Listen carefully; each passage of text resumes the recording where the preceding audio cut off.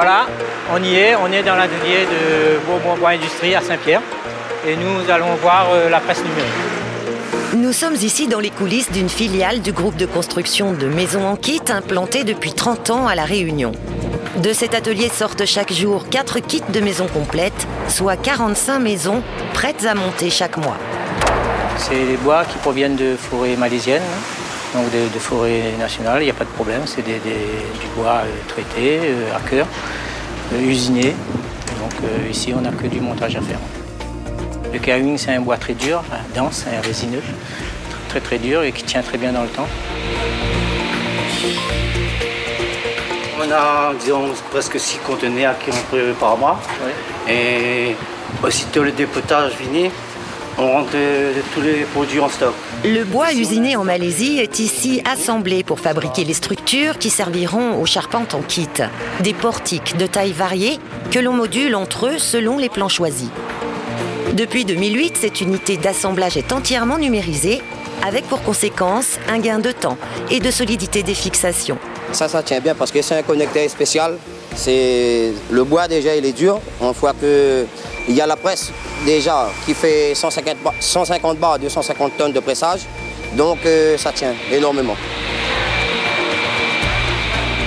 Hugues Botzen est un des plus anciens de l'entreprise. Il y est entré en 1979, juste après son service militaire.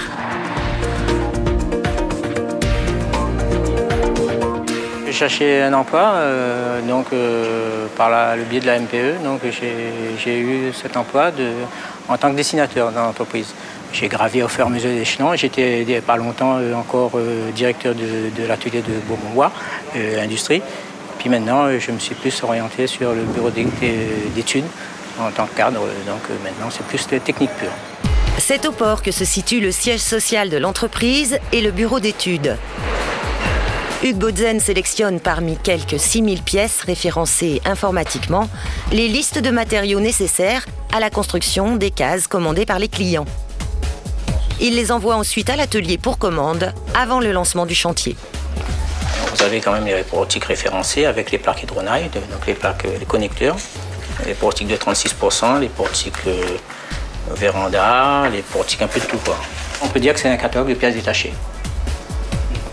Avec 2000 références de portiques, l'entreprise peut construire une grande variété de cases, du logement social subventionné pour particuliers à la villa confort.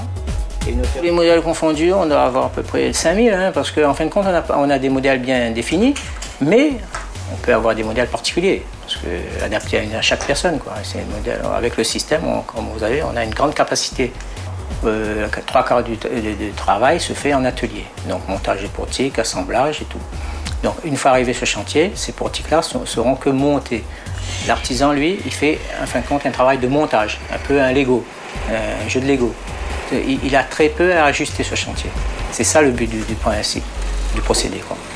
Un procédé éprouvé, le groupe compte aujourd'hui 106 employés dans ses 7 filiales réunionnaises, toutes chapeautées par une holding implantée aux Antilles. Au fil des années, l'industrialisation a permis de réduire les délais de construction jusqu'à créer la filiale Maison 60 jours. Les chantiers sont assurés par des artisans prestataires du groupe, comme Ghislain Boyer, partenaire depuis 1984 de l'entreprise, en charge du gros œuvre. Le montage, c'est à fur et à mesure que la boîte l'a changé la technique de travail. Et nous-mêmes, ici, nous l'avons amélioré un petit peu. Mais ça va beaucoup plus vite qu'avant.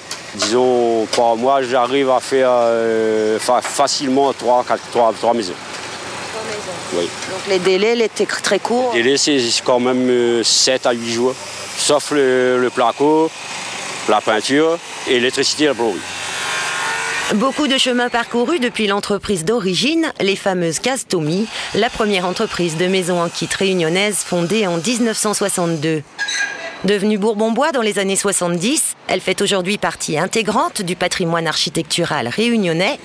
Elle résiste encore aujourd'hui à la crise du bâtiment, avec en moyenne 500 cases construites chaque année. On va dire que la case Tommy a marqué son temps. Déjà, c'était une case bon marché, à la portée de tout le monde. Et puis, l'important, que c'était une case très solide, qui passait sans problème les cyclones. Et c'est le fait de cette solidité a fait sa réputation. Et Et quand on parle de Tommy, tout de suite, on va dire solidité. C'est deux choses qui vont de pair. Voilà pourquoi la case Tommy, jusqu'à présent, marque notre patrimoine, est inscrit dans notre patrimoine. Aujourd'hui, le groupe continue de diversifier sa gamme avec des villas de plus haut standing et de nouvelles offres de logement social. D'après Hugues Botzen, le pari du tout-bois, lancé dans les années 60, a encore un bel avenir devant lui. Les nouvelles normes environnementales jouent en sa faveur.